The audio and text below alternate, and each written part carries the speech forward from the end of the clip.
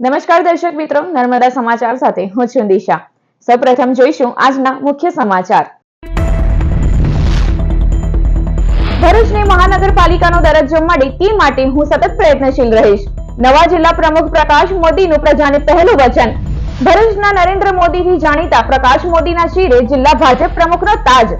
19-20 વર્ષની વયથી હિન્દુત્વ સંઘ, બજરંગ દળ, વિહિપ અને ભાજપ સાથે જોડાયેલા પાયાના કાર્યકરને ભાજપે જિલ્લા પ્રમુખ પદ પર બિરાજમાન કરતા મોઢ મોદી સમાજમાં ખુશીની લહેર। વ્યવસાયી, નોટરી, એડવોકેટ એવા પ્રકાશ મોદી અખિલ ભારતીય તેલી સમાજના રાષ્ટ્રીય ઉપાધ્યક્ષ પણ। વાનિયાના ગણેશ ગાર્ડન સોસાયટીના મકાનમાંથી શિક્ષક દંપતીનો મૃતદેહ મળી આવવાનો મામલો। પ્રાથમિક તપાસમાં પોલીસે હત્યાની આશંકા વ્યક્ત કરી। પતિ પત્ની બંનેના શરીરે ઈજાના નિશાન મળી આવ્યા। મકાન આખો દિવસ બંધ રહેતા સ્થાનિકોએ પોલીસને કરી હતી જાણ।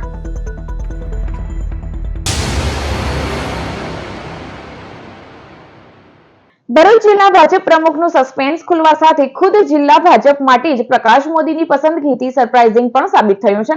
ભારતીય જનતા પાર્ટી દ્વારા મેરેથોન રાહ જોડાવ્યા બાદ આજે રાજ્યભરમાં જિલ્લા પ્રમુખોની જાહેરાત કરી દેવાઈ છે।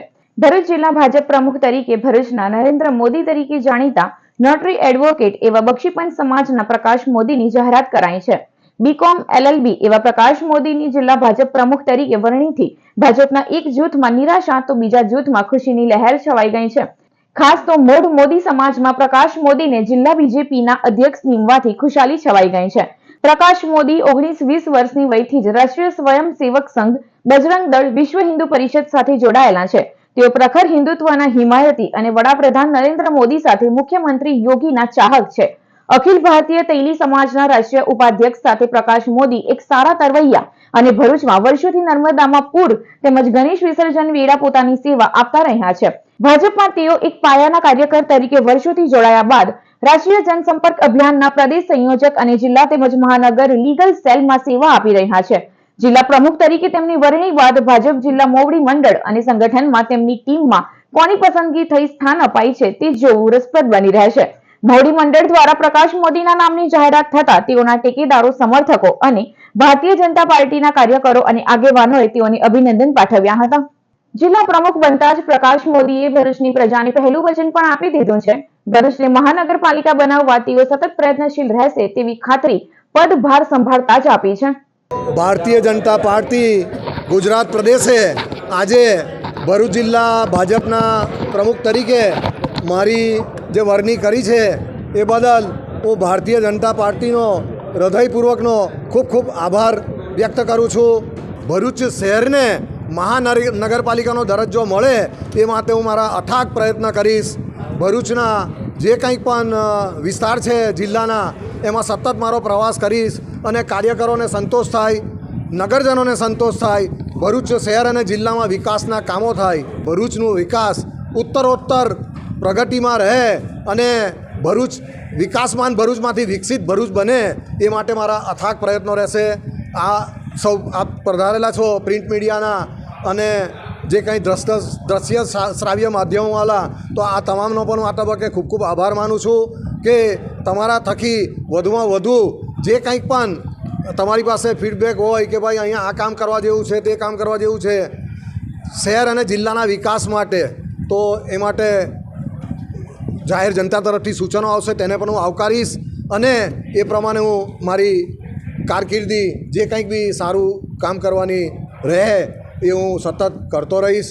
ભરૂચ જિલ્લાના ટ્રાઇબલ બેલ્ટ સ્થિત વાલિયાનગરમાં આવેલ ગણેશ ગાર્ડન સોસાયટીના મકાનમાંથી શિક્ષક દંપતીનો લોહીથી લથબથ હાલતમાં મૃતદેહ મળી આવતા ખળભળાટ મચી જવા પામ્યો છે। ઉચ્ચ પોલીસ અધિકારીઓએ ઘટના સ્થળે પહોંચી તપાસનો ધમધમાટ શરૂ કર્યો છે। ડબલ મર્ડરની આશંકા વચ્ચે પોલીસે ગુન્હાની તપાસ આગળ ધપાવી છે। ભરૂચના વાલિયાની ગણેશ ગાર્ડન સોસાયટીમાંથી શિક્ષક દંપતીના રહસ્યમય સંજોગોમાં મૃતદેહ મળી આવતા ચકચાર મચી જવા પામી હતી। ગણેશ ગાર્ડન સોસાયટીમાં રહેતા શિક્ષક દંપતી જીતેન્દ્રસિંહ બોડાદરા તેમજ તેમની પત્ની લતાબેન બોડાદરાનો તેમના જ મકાનમાંથી લોહી લુહાણ હાલતમાં મૃતદેહ મળી આવ્યો હતો।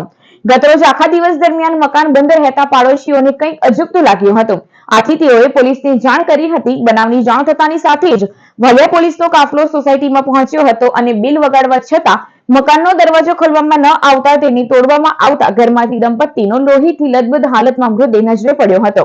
મૃતક જીતેન્દ્રસિંહ બોડાદરા વિજયનગરના પ્રાથમિક શાળામાં અને તેમના પત્ની લતાબેન બોડાદરા ભિલોડ ગામની પ્રાથમિક શાળામાં શિક્ષિકા તરીકે ફરજ બજાવતા હતા. આ ઘટનાએ પહેલા આત્મહત્યા અને બાદમાં હત્યાની ઘટના તરફ તર્ક વિતર્ક વહેતા કર્યા હતા.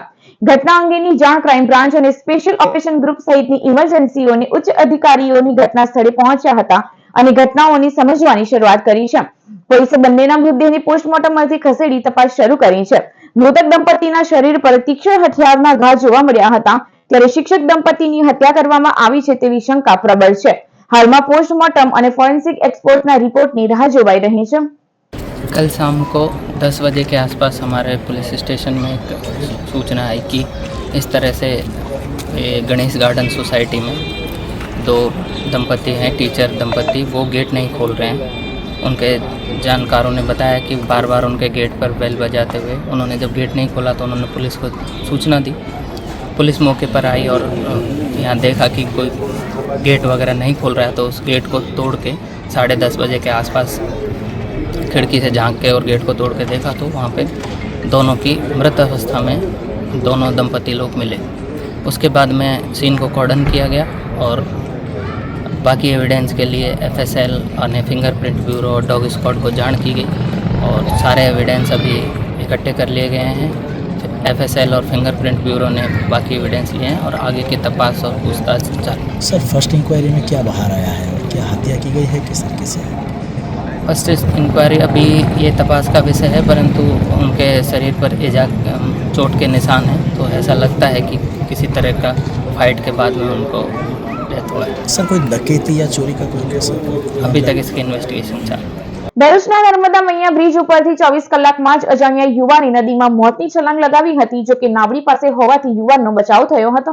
ભરૂચ અંકલેશ્વર જૂના નેશનલ હાઈવે પર નર્મદા મૈયા બ્રિજ ઉપરથી નદીમાં મોતની છલાંગના બનાવો ચિંતાનો વિષય બન્યો છે. ગતરોજ એક મહિલાએ નદીમાં બ્રિજ ઉપરથી પડતું મૂક્યું હતું, જે લાપતા બનેલ મહિલાની બપોરના સમયે શોધખોળ ચાલી રહી હતી. તે દરમિયાન આશરે 3 કલાક અને 15 મિનિટે એક અજાણ્યા યુવાને નર્મદા મૈયા બ્રિજ પરથી મોતની છલાંગ લગાવી હતી.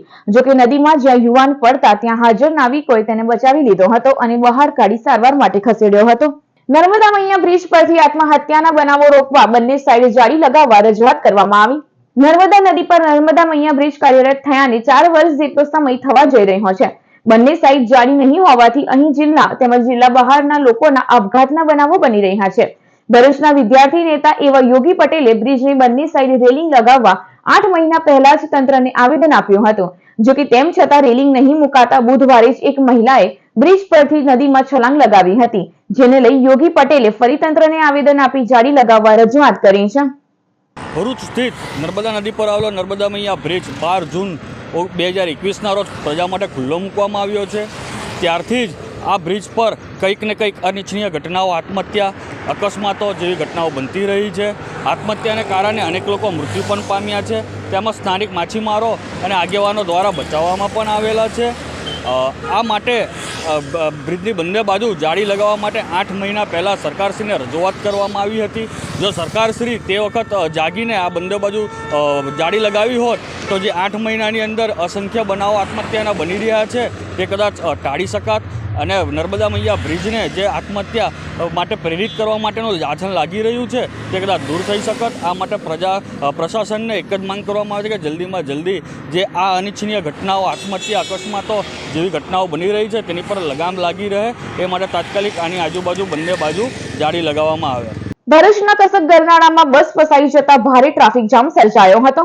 ગતરોજ ભરૂચના પ્રવેશ દ્વાર એવા કસક ગરનાળામાંથી પ્રવેશ કરતા વિદેશી નાગરિકોનું વાહન ફસાઈ જવાની ઘટના બાદ આજરોજ બપોરના સમયે એક બસ ચાલક કસક ગરનાળામાંથી પસાર થઈ રહ્યો હતો.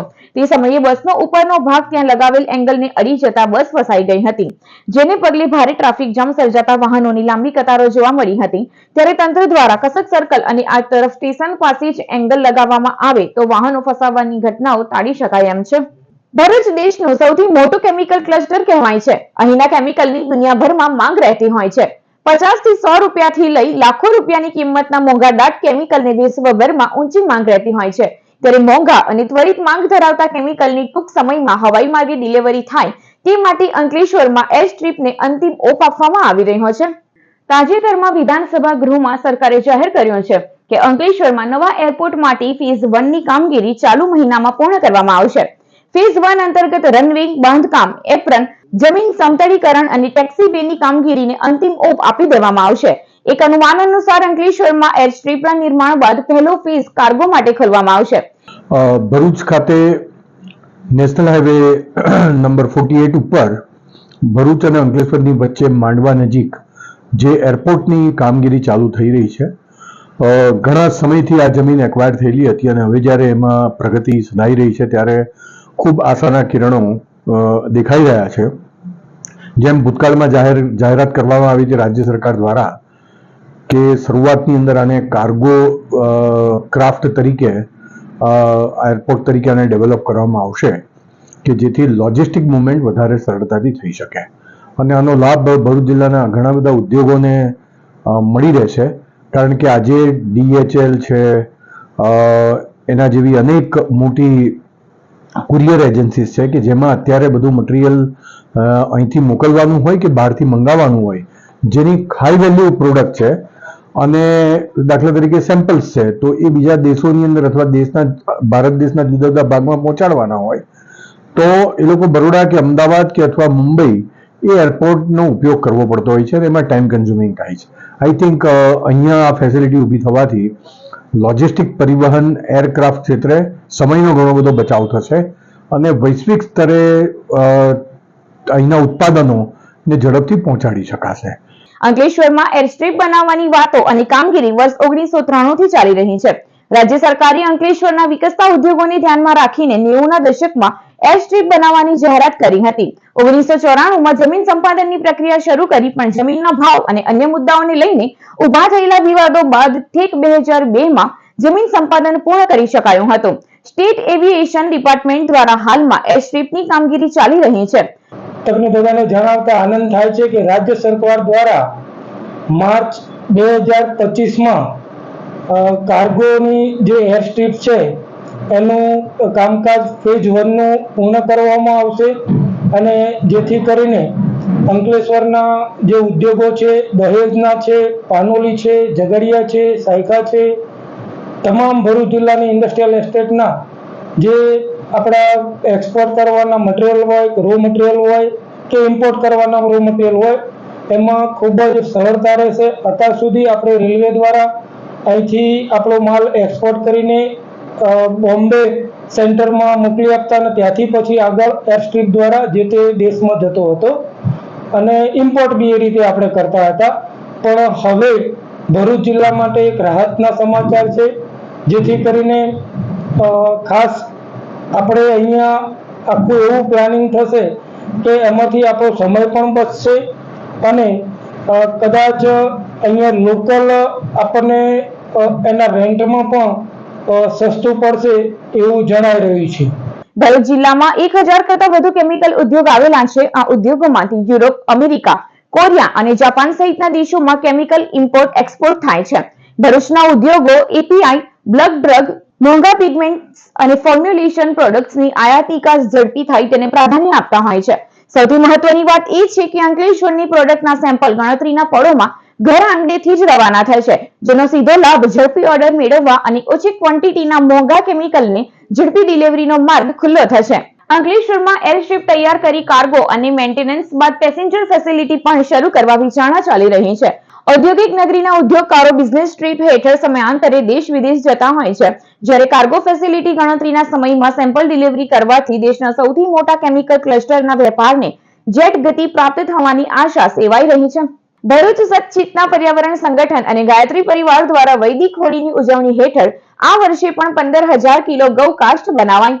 છેલ્લા કેટલાક વર્ષોથી વૈશ્વિક પર્યાવરણ સંદર્ભે જાગૃત એવા ભરૂચ સતચિતના પર્યાવરણ સંગઠન અને ગાયત્રી પરિવારના સંયુક્ત ઉપક્રમે વૈદિક હોળીની વિચારધારા અમલી કરાઈ છે. ભરૂચ GIDCના ફેઝ 2માં આવેલ નીલકંઠ ફર્નિચર ખાતેથી ગોબર કાષ્ઠ વિતરણનો શુભારંભ કરાયો છે. આ પ્રસંગે હાજર સભ્યો દ્વારા ગાયત્રી દીપ જ્યોતિ સાક્ષીએ ગાયત્રી મંત્રોચ્ચાર તેમજ સનાતન સંસ્કૃતિના જયઘોષ સાથે રાષ્ટ્રીય સ્વયંસેવક સંઘના અગ્રણી કાર્યકરો મેહુલ વાણંદ, રાકેશ ગોસ્વામી તથા હેમંત પરમાર વિશેષ ઉપસ્થિત રહ્યા હતા. આ વર્ષે ભરૂચ શહેર અને આસપાસના ગ્રામ્ય વિસ્તાર સહિત આશરે 200 થી વધારે સોસાયટી અને વસાહતો જોડાતા 15,000 કિલોથી વધારે ગોબર કાસ્ટનું વિતરણ કરવાની સંભાવના છે. સતચેતના પર્યાવરણ સંગઠન તથા ગાયત્રી પરિવાર તથા સમાજના અન્ય સામાજિક સંગઠનોના ઉપક્રમે ભરૂચ શહેરની અંદર આ વર્ષે વૈદિક હોળીનું ખૂબ સુંદર આયોજન થયું છે. ગાયોના સંવર્ધન માટે તથા પર્યાવરણના જતન માટે વૈદિક હોળી ખૂબ આવશ્યક છે.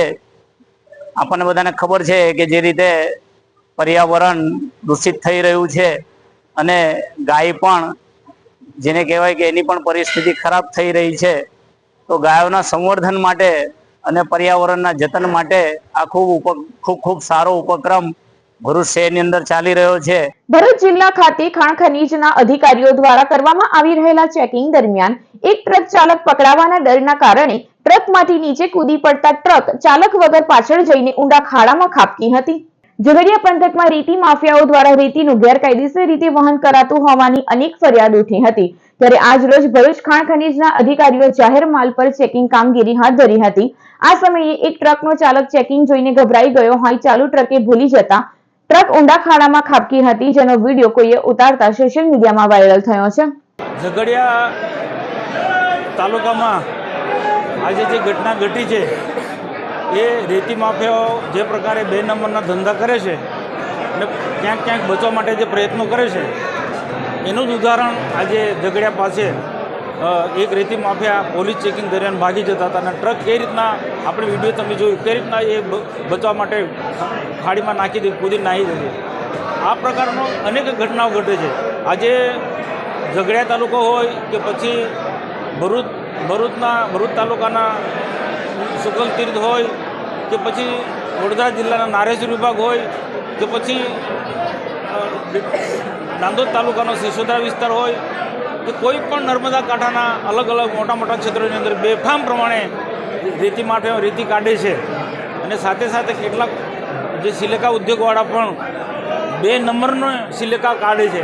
આજે દમલાઈ ગામે મેં 5 દિવસ પહેલાં વિઝિટ લીધી, મેં મહેશભાઈ ધારાસભ્ય સાહેબ, એ પણ કરોડો રૂપિયાનું 2 નંબરનું કૌભાંડ હતું જે સિલિકા કાઢવાનું. એમાં ગ્રામ પંચાયતથી માંડીને એનાથી અલગ પ્રકારના બધા જ વિભાગ સાથે જોડાયેલા બધા અધિકારીઓ ઇન્વોલ્વ હોય છે. ભરૂચ જિલ્લાની અંદર જે પણ ક્ષેત્રની અંદર 2 નંબરના જે ધંધાઓ ચાલે છે એમાં સિલિકા ઉદ્યોગ હોય કે પછી રેત માફિયા હોય કે પછી ખાણ ખનીજ ક્ષેત્રની અંદર એ બધા જ આવનારા દિવસોમાં અમે એને નેસ્ત નાબૂદ કરીશું. એટલા સંપૂર્ણ ભરૂચ જિલ્લાની જનતાને અમે વિશ્વાસ આપું છું. સત્ય સાંઈ સેવા સમિતિ ભરૂચ દ્વારા સરકારી ઇજનેરી કોલેજ ખાતે ડિઝાસ્ટર મેનેજમેન્ટ ટ્રેનિંગ સેમિનાર યોજાયો હતો. ભરૂચની સરકારી ઇજનેરી કોલેજ ખાતે શ્રી સત્ય સાંઈ સેવા સમિતિ ભરૂચ દ્વારા ડિઝાસ્ટર મેનેજમેન્ટની ટ્રેનિંગનું આયોજન કરવામાં આવ્યું હતું, જેમાં ગાંધીનગરના સંકેતભાઈ તેમજ સુરતના દેવાંગ જડીવાળાએ ટ્રેનિંગ આપી હતી. ટ્રેનિંગ સેમિનારમાં 120 કોલેજ વિદ્યાર્થીઓએ ભાગ લીધો હતો. ડિઝાસ્ટર મેનેજમેન્ટ કાર્યક્રમમાં યુવાનોને આપત્તિ સમયે કેવા પગલાં લેવા તે અંગે પ્રેક્ટિકલ માર્ગદર્શન આપવામાં આવ્યું હતું. ગવર્મેન્ટ એન્જિનિયરિંગ કોલેજમાં લગભગ 100 છોકરાઓ માટે ડિઝાસ્ટર મેનેજમેન્ટની ટ્રેનિંગનો પ્રોગ્રામ રાખવામાં આવ્યો છે. આજ રોજ આ ડિઝાસ્ટર મેનેજમેન્ટના પ્રોગ્રામમાં સુરતથી દેવાંગભાઈ જરીવાલા તથા અમદાવાદથી સંકેતભાઈ હાજર રહ્યા છે અને આ માર્ગદર્શન બાળકોને આપી રહ્યા છે. અંકલેશ્વર મામલતદાર કરણસિંહ રાજપૂતને આરટીઆઈ નો જવાબ ન આપવા બદલ ₹15,000 નો દંડ ફટકારવાના મામલે અરજી મામલતદાર કચેરીમાં આવી જ ન હોવાનું નિવેદન મામલતદારે આપ્યું હતું. અંકલેશ્વર મામલતદાર કરણસિંહ રાજપૂતને ગુજરાત માહિતી આયોગ દ્વારા સમયસર માહિતી ના આપવા બદલ ₹15,000 નો દંડ ફટકારવાનો હુકમ કરવામાં આવતા અધિકારી આલમમાં ખળભળાટ મચી જવા પામ્યો હતો. અરજદાર માંડવા ગામના હસમુખ પરમારે અંકલેશ્વર મામલતદાર પાસે માહિતી આરટીઆઈ એક્ટ હેઠળ માહિતી માંગી હતી, જે માહિતી સમયસર ના મળતા અરજદારે માહિતી આયોગ ગાંધીનગર ખાતે અપીલ કરી હતી. સમગ્ર મામલે અંકલેશ્વર મામલતદાર કરણસિંહ રાજપૂતે જણાવ્યું હતું કે અરજદારે ખાણ ખનીજ વિભાગ અંગેની માહિતી માંગી હતી, જે કચેરી અંગે અરજી પ્રાપ્ત કચેરીમાં કરી હતી અને ત્યાંથી અંકલેશ્વર કચેરીમાં અરજી આવી જ નથી. સમગ્ર મામલે અરજદાર બીપીએલ રેશન ધારક હોય અને નિઃશુલ્ક અરજી વિવિધ કચેરીઓમાં કરતા રહેતા હોય છે. આ મામલે માહિતી આયોગમાં પણ જે તે સમયે જવાબ આપવામાં આવ્યો હતો, જો કે જવાબનો ગ્રાહ્ય ન રાખી આ દંડનો હુકમ કરવામાં આવ્યો છે, જે હુકમની નકલ મળતા જ હાઈકોર્ટમાં તેની અપીલ કરવામાં આવશે. અમો મામલતદાર અંકલેશ્વર તરીકે ફરજ બજાવીએ છીએ. તારીખ 28/2/2025ના રોજ માનનીય મુખ્ય માહિતી કમિશનર ગાંધીનગર સાહેબ દ્વારા આરટીઆઈ અરજદારશ્રી હસમુખભાઈ બેજરભાઈ પરમાર રહેવાસી માંડવાની અરજી બાબતે અમને રૂપિયા 15,000નો દંડ કરવામાં આવેલ છે. સદર અરજી અરજદારે મૂળ ખાણ ખનીજ વિભાગ ભરૂચને કરેલ હતી. તે અરજી પ્રાંત અધિકારી શ્રી સાહેબ અંકલેશ્વરને મોકલવામાં આવી હતી અને આ પ્રાંત અધિકારી અંકલેશ્વર સાહેબ દ્વારા અરજદારશ્રીને સીધો જવાબ આપી અને મામલતદાર શ્રી અંકલેશ્વર પાસેથી સુનાવણીની જે પત્રો હતા તેની બદલણી કરવાની વાત હતી. પરંતુ આ બાબતની તારીખ 27/2/2025ના રોજ માનનીય મુખ્ય માહિતી કમિશનર સાહેબ ગાંધીનગર દ્વારા જે સુનાવણી રાખવામાં આવી હતી, આ દલીલો અમે કરવા છતાં પણ અમારી દલીલો ગ્રાહ્ય રાખી ન હતી, જેથી માનનીય મુખ્ય માહિતી કમિશનર શ્રી ગાંધીનગર સાહેબના હુકમ સામે અમે નામદા હાઈકોર્ટમાં અપીલ કરનાર છે. અંકલેશ્વર શહેર એ ડિવિઝન પોલીસે હસ્તી તળાવ પાસેથી મોપેડ ઉપર વિદેશી દારૂનો જથ્થો લઈ જતા 2 ઇસમોને ઝડપી પાડ્યા હતા. અંકલેશ્વરના રામનગરમાં રહેતો તમિલ સેલવાન રામાસામી આમલા કારણ અન્ય એક ઈસમ સાથે એક્સિસ મોપેડ ઉપર વિદેશી દારૂનો જથ્થો લઈ ચૌટા નાકા તરફ આવી રહ્યો છે, જેની બાતમીના આધારે અંકલેશ્વર શહેર ડિવિઝન પોલીસે હસ્તી તળાવ પાસે વોચ ગોઠવી હતી.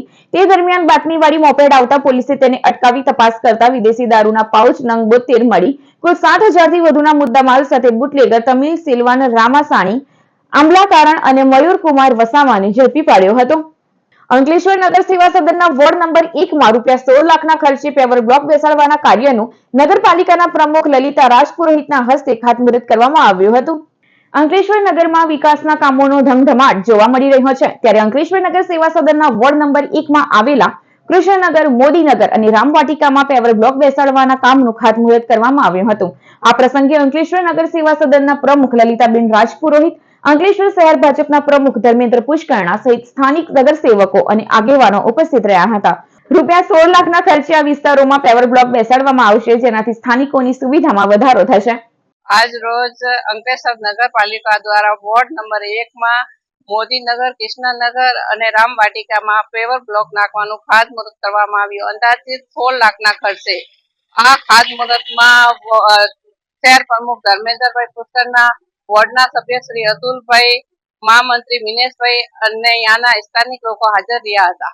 અંકલેશ્વરના સાળંગપુર નજીક આવેલ નાલંદા વિદ્યાલયના 3 વિદ્યાર્થીઓ રાજ્ય કક્ષાના બાળ વિજ્ઞાન પ્રદર્શનમાં ઝળક્યા હતા અને ઉત્કૃષ્ટ દેખાવ કર્યો હતો.